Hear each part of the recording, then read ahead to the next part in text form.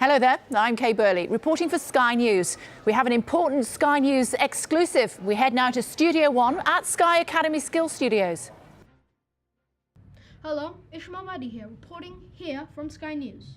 Today we are talking about cyberbullying and how over 24,000 people have been affected by it. Bullying is very scary. One of the worst instances of bullying happens online. This is called cyberbullying, and it consists of verbal harassments, threats, and is very traumatic. Cyberbullying is one of the many causes of post-traumatic stress disorder, anxiety, and schizophrenia. Some people may have this false image that the internet is a safe place, but really, it's fragile. Cyberbullying is different from other types of bullying because the victims can be reached 24/7. Bullies can choose to remain anonymous, and the number of potential victims is huge. In 2013, 69% of young people surveyed said they had been bullied online. 11% of young people have bullied someone online. A recent survey asked 2,500 young people about cyberbullying to find out what's going on. 29% had told no one about being cyberbullied. Since most social media websites have limited protection, people's private information can be leaked to everyone in the blink of an eye. Now over to Noah Jaffe at King's College, who will be explaining the subject in depth. Over the years, modern technology has evolved and drastically changed people's lives. From a time when computers were the size of a room and you'd have to be incredibly rich to own one, to the present year where some young people spend more than 5 hours a day on social media. Technology has had a gigantic impact on the progression of humanity. However, it has its drawbacks. 1 in 4 young people have been cyberbullied at some point in their life. Thank you, Maggie. Did you know 43% of 9 to 12-year-olds have a social networking profile, and 88% of 13 to 16-year-olds have one too? I am now joined by Professor Victor, who is informing me on his research in the field of cyberbullying. Victor, what is the state of cyberbullying in the present year of 2017? This is no joke. 30% of survey students have admitted to have cyberbullied someone, but only 1 in 10 of the victims tell a parent. How are the victims of cyberbullying affected? In all cases, victims of cyberbullying have low self-esteem and many take desperate measures. 30% of victims have suicidal thoughts, 30% self-harmed, and 10% went through a failed suicide attempt.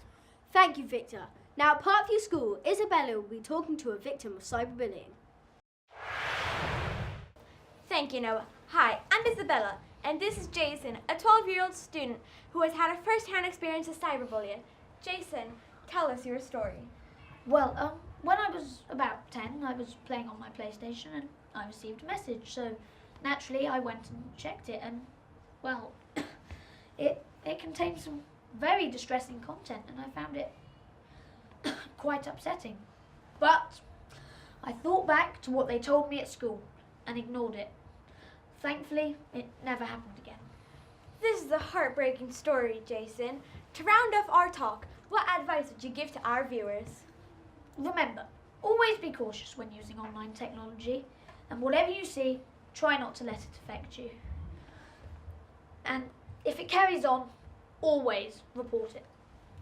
Thank you, Jason. Now we are here with Alicia, another student from Parkview, a former cyberbully. Alicia, what drove you to resort to cyberbullying? Well, I started cyberbullying after being bullied myself. What changed your attitude? Over the years, I've started to realise that it's cruel and mean to bully people because I was exactly like them. I mean, being in the same situation and being the victim. And I would hate to treat anyone just like how my bully treated me. Thank you both for your time. Now, we're handing over to Naheema. 58% of teachers think their pupils have the knowledge and skill to say he's safe at home.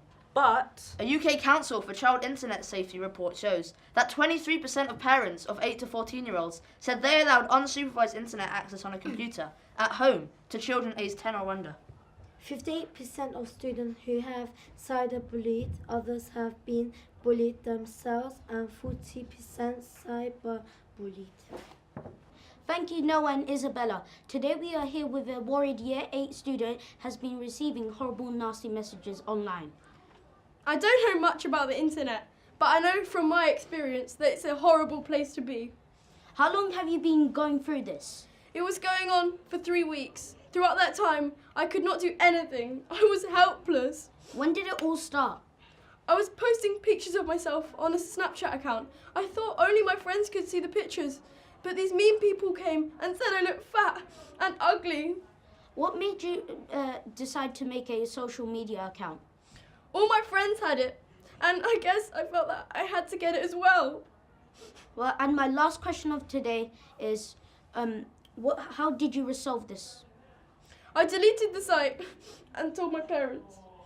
They helped me to help myself. Well, that's all we have today. Thank you for being here. No problem. Thanks for having me. Now over to Ellen interviewing an expert and a child psychologist. Thank you. Welcome back to Sky Studios. Hello, my name is Ellen Rudling. Today on Sky News we're going to be discussing how social media is harming the mental health of teenagers, mainly focusing on self-esteem. Today I'm joined by Sakib, who works for Snapchat and Safety, and Erica Justine, who is a young child psychologist. So, Erica, how is this happening online? Well, teenagers are comparing themselves to Instagram models and celebrities, which is giving them low self-esteem and decreases their confidence. How is this affecting teenagers' mental health? Because they are being criticized and judged negatively from people such as parents or from cyber and school bullies, screenshots of their pictures can be taken and turned into something nasty by editing their photos. How is Snapchat preventing these mental health issues from occurring? Snapchat is preventing mental health issues because only your friends can follow you, so strangers cannot find your account. You can only follow famous people by searching for their names, and we have made it easy to block and report people. Thank you for joining us. I hope we've helped learn that using social media is not always a good thing and how we can prevent mental health issues from occurring. Back to the studio. We hope you enjoyed this news segment. Thank you for watching, and we will see you tomorrow. Coming soon to a cinema near you, The Return of Harambe.